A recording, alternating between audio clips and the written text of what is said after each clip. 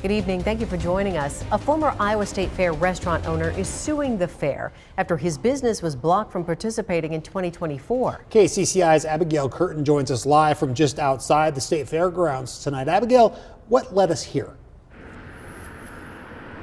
Well, there is some notable history between the Iowa State Fair and Michael Krantz. He's the former owner of Stierenstein, a restaurant that operated under the State Fair until 2024.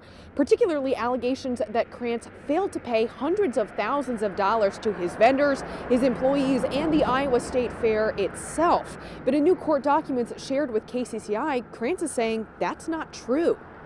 Stierenstein used to be one of the most popular restaurants at the Iowa State Fair.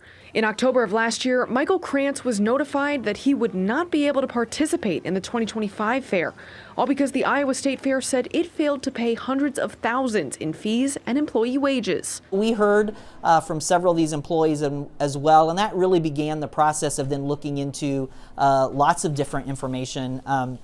Whether it was conversations with some of those employees or conversations with some of those contractors. Since then, the building's been taken over by the Blue Ribbon Bar and Eatery, and the property inside auctioned off. But now, Krantz is taking the state fair to court. In documents shared early with KCCI, the lawsuit alleges that K&M Advising, Krantz's company that operated Stierenstein, was told it failed to pay the state fair $90,000. But when Krantz allegedly asked for documentation to explain the $90,000 charge, he says the state fair didn't provide any. That lawsuit also claims there were issues with large payments in a third-party system that K&M Advising believe had been successfully worked out with the fair prior to getting that $90,000 charge. Now, Krantz is seeking damages for a loss of revenue, an inability to operate another similar venue, an inability to obtain business financing, defamation, and ridicule and harassment that he says was so bad that his family had to leave the state.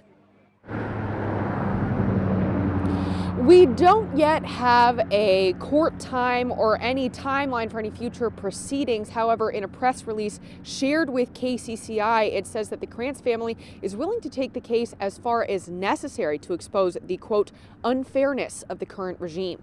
I reached out to Krantz's attorneys for comment. I have not yet heard back. I also reached out to the Iowa State Fair. They declined to comment. In Des Moines, Abigail Curtin, KCCI 8 News, Iowa's news leader.